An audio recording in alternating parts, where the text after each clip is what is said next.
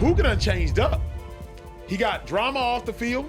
You know what I'm saying? It's hitting the timeline, hitting TMZ. Puka Nacua, Pro Bowl wide receiver for the Los Angeles Rams, is at the center of court-filed allegations that include an anti-Semitic slur, physical assault, and a restraining order request, all from one night. What happens on April 14th, 2026 in a Los Angeles courtroom determines what comes next. To understand how we got here, we need to start with who Puka Nacua is and what happened on the last night of 2025.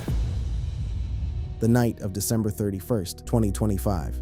To know why Puka Nacua's situation is what it is today, you need two pieces of context first. The first, who he is. Nacua entered the NFL without being drafted. No guaranteed roster spot, no signing bonus. He earned a position, then a starting role, then a Pro Bowl. By the end of 2025, he was the Los Angeles Rams' most prominent offensive weapon. A contract extension was on the horizon, and the kind of money that changes a family's trajectory for generations was close. In NFL circles, the undrafted to Pro Bowl arc is one of the most compelling stories that exists. That story was Puka Nacua's. The second piece of context, what had already happened in the weeks before December 31st. In mid-December 2025, on a live stream with internet personality Adin Ross, Nacua performed a gesture. The gesture, rubbing hands together in a manner connected to the anti-Semitic happy merchant stereotype, spread across the internet within hours. Backlash followed. Nacua issued an apology. The NFL fined him $25,000, not for the gesture specifically, but for separate comments he made on the same stream criticizing officials. The gesture controversy faded from the front page, but it did not disappear from memory. 2 weeks later, on December 31st, it comes back in a completely different form. Century City, Los Angeles. New Year's Eve 2025. A group dinner. Puka Nacua, 24 years old, is at the table. Also at the table is Madison Atiabi, identified in court documents as a Jewish woman. In a TRO application filed in a Los Angeles court, later obtained and published by TMZ, here is what she says happened.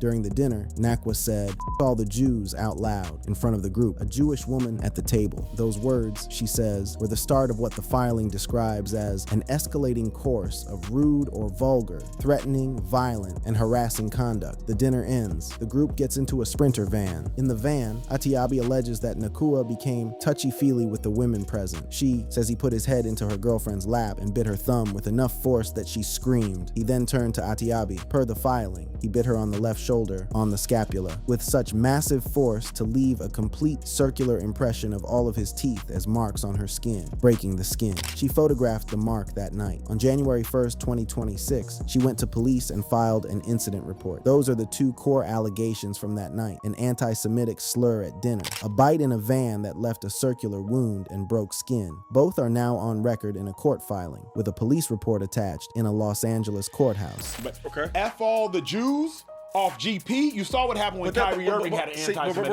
Hold up. Acho is already making the comparison. The Kyrie Irving anti-Semitism fallout dragged across years. It cost him sponsors and became a controversy that no amount of on-court performance ever fully erased. That was over a shared documentary. This allegation involves a direct verbal statement at a dinner in front of witnesses from a player for whom a nearly identical controversy had surfaced just 2 weeks earlier. The allegation also does not exist in isolation.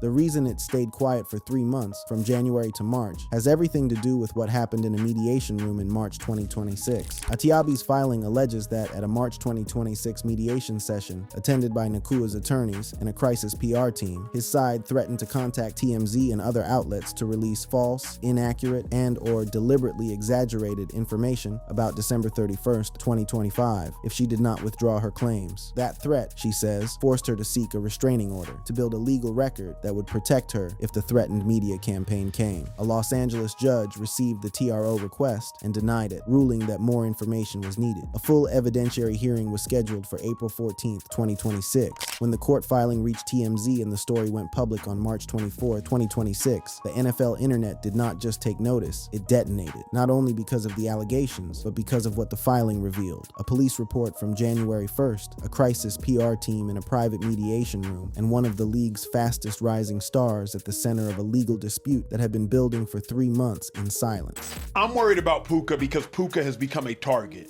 And I would suggest that to some degree, Puka has taken the paintbrush and painted the target on his back, but Puka has become a target. The morning after the story broke, Emmanuel Acho said that. But to understand why this story detonated the way it did, we need to look at exactly how it broke, starting at approximately 11:05 p.m. GMT on March 24th. The viral explosion. March 24th, 2026. Just before midnight, Greenwich Mean Time, a football-focused X account called AML Football posts the first of 2 updates that, within hours, accumulate over 10 million combined views. This is not a casual tweet. It is an alarm, formatted like a breaking news alert, engineered to stop a scroll and demand a reaction. The first post lands at approximately 11:05 p.m. GMT. It reads, in full, breaking news, Rams star Puka Nacua is being accused of making an anti-Semitic comment and biting a girl in Los Angeles. The alleged victim claims that Puka Nacua said, all the Jews during a dinner, and later bit her left shoulder, breaking the skin, via TMZ. Attached to the post, a screenshot of the TMZ article. The post climbs to 4.8 million views, 2,900 likes, 135 reposts, 629 replies, shock, memes, defenses, skepticism, every pocket of NFL Twitter descending on it from different directions. Some fans are rallying for Nacua. Others called for the Rams to cut him before the morning news cycle was over. The anti-Semitism allegation alone is a fuse. The biting allegation sets the comment section on fire. 15 minutes later, approximately 11:20 p.m. GMT, IML Football posts again, quoting the first post. This time, it includes the photograph, a close-up image of the alleged bite mark on Atiabi's skin. A circular impression, vivid, precisely edged, almost textbook in its symmetry. Not the kind of mark most people have ever associated with a casual night out. The post reads, breaking TMZ has obtained photos from the alleged victim, showing a bite mark on her body, which she claims was from Dacha Rams receiver Puka Nacua. The alleged victim went to the local police a day later and officially filed an incident report. The reaction surpasses the first post, 5,900 likes, 266 reposts, 472 replies, 5.7 million views, and then the replies go somewhere nobody expected. The bite mark photo, with its near-perfect circular shape, immediately triggers a wave of amateur forensic analysis. People zooming into the image, comments cascading. That looks like a bottle cap, not a human mouth. Too clean. How is that shape possible? Overlays begin circulating. Nacua's visible teeth mapped against the bite mark's outline. The internet does not just react to this story. It investigates it, debates it, builds its own competing theories in real time. The 2-post sequence is structurally built to maximize participation. The first post delivers the allegation and the hook, anti-Semitism and assault from an NFL star via TMZ. The second delivers the physical exhibit, a photograph that invites you to form an opinion. You are not reading a news article and moving on. You are zooming in. You are reposting to ask your followers what they think. You are arguing about bite mark geometry at midnight. That participatory quality is what keeps a story alive past its initial shockwave. And the bite photo generated more active online participation than almost any NFL off-field story in recent memory. By the time March 25th arrived, Nacua's name had crossed every major sports platform.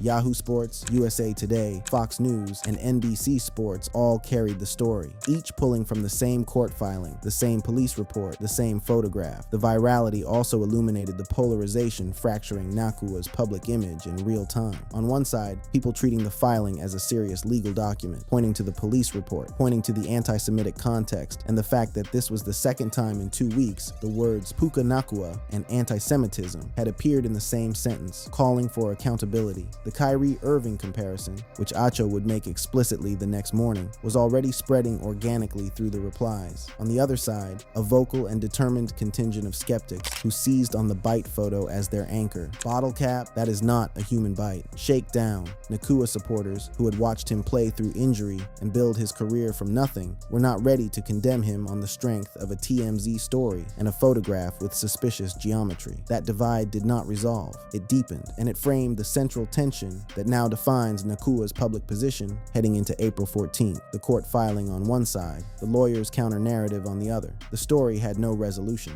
but it had a date. To understand what April 14 actually means, we need to look at what is inside those court documents, the full timeline, the TRO denial, and where Nacua legally stands right now. What the court documents actually say.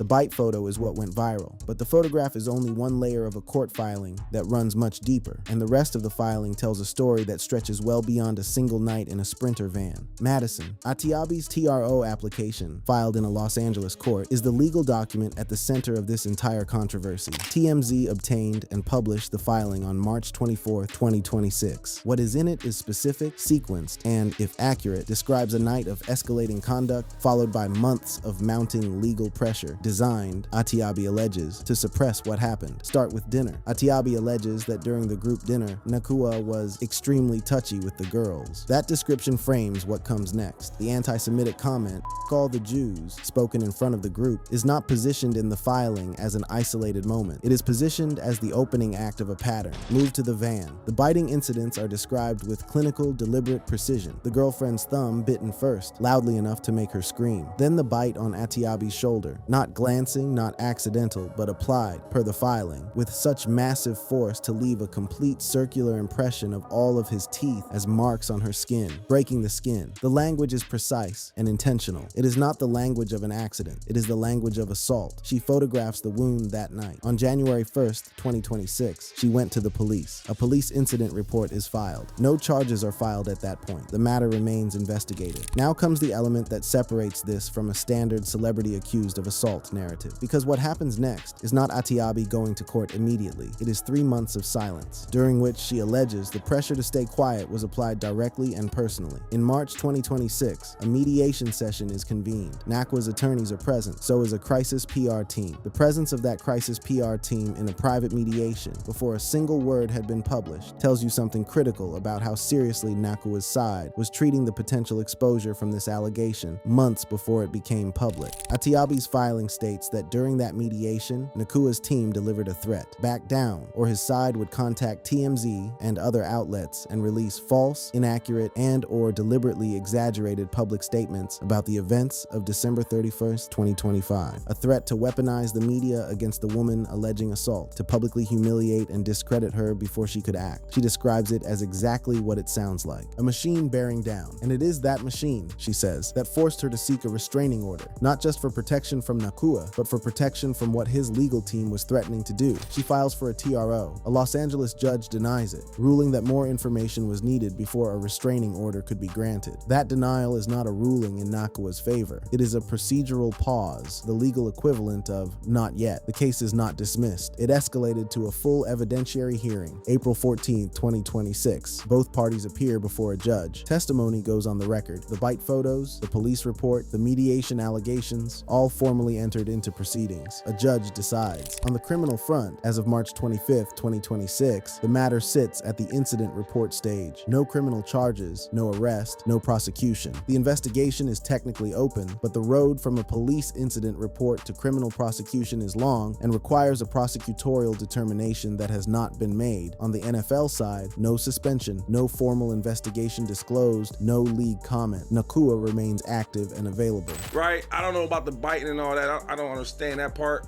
That was wild. The reaction from Acho's guest captures exactly where a large portion of the internet has camped itself, around the bite mark photograph. The unnervingly circular shape is the point of maximum doubt. If the photo is what the filing says it is, it represents physical evidence of a forcible bite that broke skin. If it does not match a human bite pattern, as skeptics argue, then the cornerstone of the physical evidence fractures. That question belongs to the April 14th hearing, not to X. What is not in question? The filing is real. The police report is real. The court date is real. And Nacua's own attorney does not fully deny that biting took place. To understand what that concession actually means and what the full counter narrative looks like, we need to take a close look at the lawyer's statement.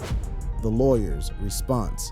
When Nacua's attorney Levi G. McCathern II released his statement on March 25, 2026, the counteroffensive was already architected and fully loaded. McCathern's statement, delivered to TMZ, then picked up by Yahoo Sports and USA Today, dismantles the allegations on 3 distinct fronts. The language on each front is not casual. It is deliberate enough to repay close attention. Front 1, the anti-Semitic comment. McCathern calls the all the Jews allegation, complete nonsense, false, and damaging. He says that multiple sober witnesses at the dinner heard nothing of the sort. No slur, no outburst, nothing. Not a misremembered comment, not a statement taken out of context, simply an allegation that did not happen, contradicted by witnesses who were in the room. That is a specific framing decision with legal and reputational logic built into it. A partial denial or a contextual defense would leave room for debate. An absolute denial, witnessed, corroborated, declared complete nonsense, forces the opposition to produce counter witnesses. If none exist, the anti-Semitic comment claim weakens substantially in the courtroom, even if the internet never stops arguing about it. Front 2, the biting. This is where the statement becomes its most strategically revealing. McCathern does not deny that biting occurred. He reframes it as horseplay during a night of partying, mutual, lighthearted, the kind of thing that happens between adults at a party. He says whatever contact occurred left nothing more than a temporary mark and was not sexual in nature, adding that if it were, the court filing would look substantially different. Read that carefully. He is not saying Nacua did not bite anyone. He is saying biting happened, it was minor, it was mutual, it was not assault. The legal architecture here is to accept the existence of physical contact because the photograph exists, the police report exists, and flatly denying all contact would be immediately exposed in the April hearing, while stripping every element of criminal or tortious characterization from the narrative. It is a calculated concession engineered to minimize, not to deny. Front 3, the counteroffensive. McCathern labels the entire case nothing more than a shakedown attempt for millions. The word shakedown, loaded with connotations of extortion and calculated opportunism, is the reframing device Nacua's camp is deploying to recast Atiabi not as a victim seeking protection, but as an aggressor seeking a payout, someone who saw a wealthy, prominent NFL player and manufactured or inflated a legal claim to engineer a settlement before it ever saw a courtroom. That framing lands well with the segment of the public already skeptical of the bite photo's authenticity. It feeds the too perfect, too convenient theory about the circular mark. It transforms the ambiguity around the physical evidence into a coherent, alternative explanation. This is not assault. This is a predatory legal maneuver against a famous person. And then comes the threat. McCathern announces that Nacua will file a defamation lawsuit and pursue all available legal remedies against anyone making these allegations. The strategic function of a defamation lawsuit announcement in high-profile cases is well understood. It does not guarantee a lawsuit will be filed. It creates legal counter-risk for the alleged party. It signals to media outlets that continued coverage of the allegations may carry legal liability, and it reframes Nacua, at least publicly, from accused to aggrieved, not the defendant in this story. The victim of a false and coordinated attack on his reputation, the full three-part response, fabricated anti-Semitism, minimized biting, shakedown counter-narrative, defamation lawsuit threat, is a textbook crisis response. The kind of response you develop with a crisis PR team in the room, which is exactly where Nacua's team was in March. The entire response was constructed before this story ever went public.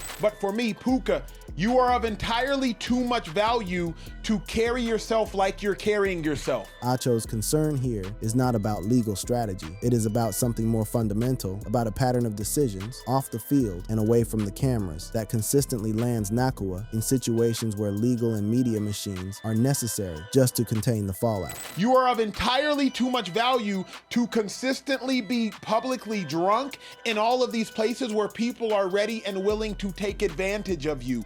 To understand how this became the situation it is today, we need to take a look at the full timeline, because December 31st, 2025 was not where this pattern started. The pattern and what comes next. The New Year's Eve incident is the loudest chapter in Puka Nacua's off-field story, but it did not arrive without warning. Go back 2 weeks, mid-December 2025. A live stream. Nacua joins internet personality Adin Ross on a live broadcast alongside fellow streamer N3On. During the stream, he makes comments about NFL officiating, pointed on-the-record comments that the league would later decide were worth $25,000 of Nacua's money. But the officiating comments are not what define this stream in public memory. The gesture is. Adin Ross says to Puka Nacua, I want to give you a new touchdown celebration dance. And what exactly is this celebration? And the dance mimics the spinning of a dreidel and then warming your hands by a fire. And the final movement of the dance. And then kind of like a I guess the best way to put it would be the actions of like a miserly or greedy person. That gesture, rubbing hands together in a manner directly associated with the anti-Semitic happy merchant stereotype, ignites the internet within hours. U.S. Representative Eric Swalwell publicly calls for Nacua to be cut from the Rams. Nacua posts an apology on Instagram. "I had no idea this act was anti-Semitic. I do not stand for any form of racism, bigotry, or hate." He notes that Aiden Ross, who is himself Jewish, had suggested the gesture as a touchdown celebration idea.